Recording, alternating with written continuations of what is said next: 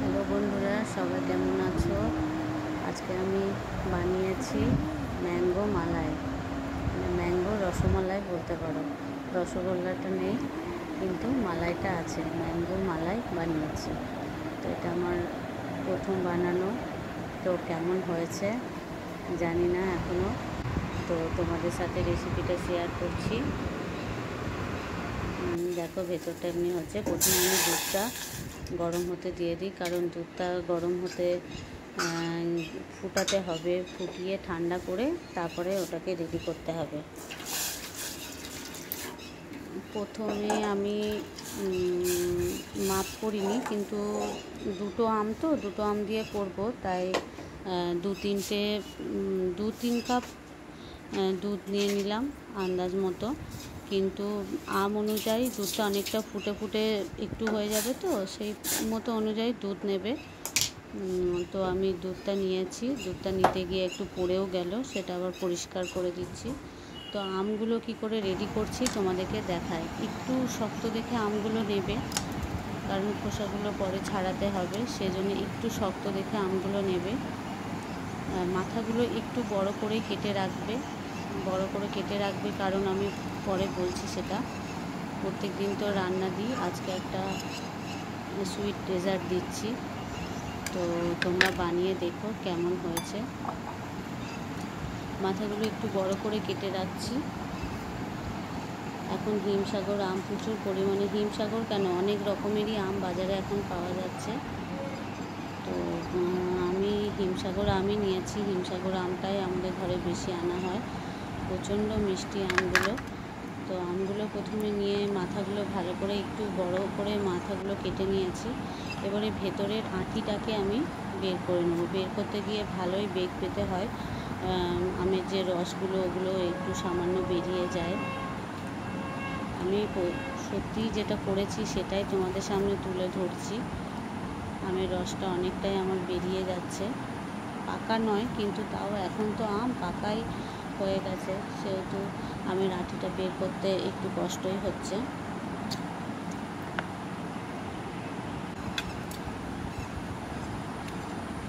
প্রথমে ছুরি দিয়ে পাশগুলো একটু ভেতরটা পরিষ্কার করে নিয়েছি, তারপরে একটা চামচ দিয়ে আমটা আঁটিটাকে তোলার চেষ্টা করছি।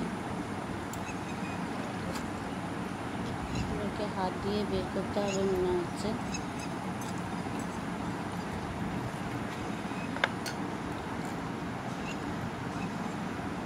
আমের আঁটিটা বের করতে একটু কষ্টই হয়।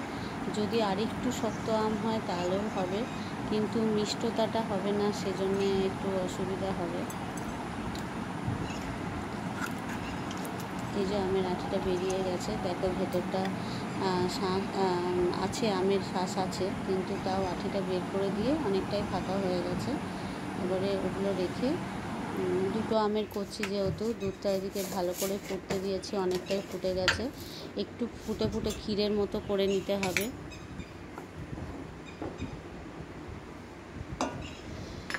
কনডেন্স মিল্ক হলে ভালো হয়। তো আমার এমনি প্যাকেটের দুধ ভালো করে ফুটিয়ে মোটা করে নিচ্ছি, আর ওর সাথে গুঁড়ো দুধ মিশিয়ে দেবো। হাফ কাপ মতো চিনি দিয়ে দিলাম। এটা 4 কাপ মতো দুধ আছে, তো হাফ কাপ চিনি দিলাম। আমগুলো যেহেতু প্রচণ্ড মিষ্টি, বেশি মিষ্টি লাগবে না।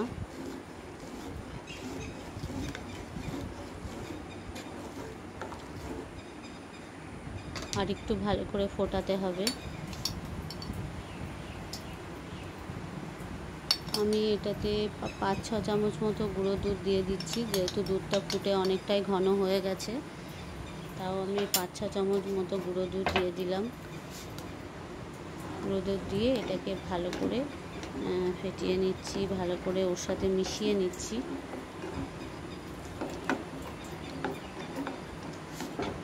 গ্যাসটা একদম কমিয়ে রাখবো, যাতে আর একটু আস্তে আস্তে ফুটে আর একটু ঘন হয়।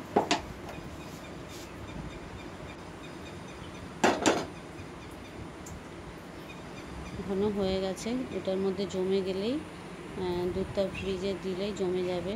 আমি এবারে দুধটাকে প্রথমে ঠান্ডা করে নিয়েছি, তারপরে এই যে আমটাকে দুটো কাপের মধ্যে বসিয়ে নিয়েছি, আর দুধটা ওর মধ্যে দিয়ে দিলাম। তেজপাতার মধ্যে দিয়ে দিলাম। কোনো রকম এলাচ ব্যবহার করিনি। এলাচ ব্যবহার করলে আমের যে গন্ধটা ওটা চলে যাবে, ওই জন্য এলাচ ব্যবহার করিনি। তো আমি এটাকে এবারে ফ্রিজে দিয়ে দেব।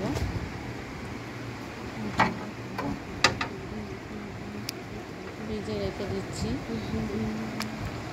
গোটা একটা দিন থাকলে খুব ভালো হয়। যদি সেটাও কারোর সময় না থাকে তাহলে এটা ফ্রিজের যে রেগুলেটরটা আছে হাই লো করার, সেটাকে তোমরা হাইতে করে দিতে পারো। আমি 5-6 করে দিয়ে দেখবো কতটা জমেছে। আমি 5-6 করে দিয়ে জমেনি, 5-6 করা ছিল, কিন্তু আমি তারপরের দিন বের করেছি।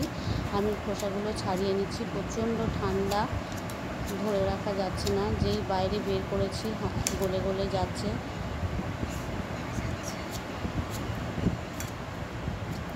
খোসাগুলো হালকা ছাড়িয়ে নিলেও হবে। এই যে মাঝখান থেকে কেটে নিচ্ছি এবারে। দেখতে খুব সুন্দর লাগছে। এই যে দেখতে খুব সুন্দর লাগছে।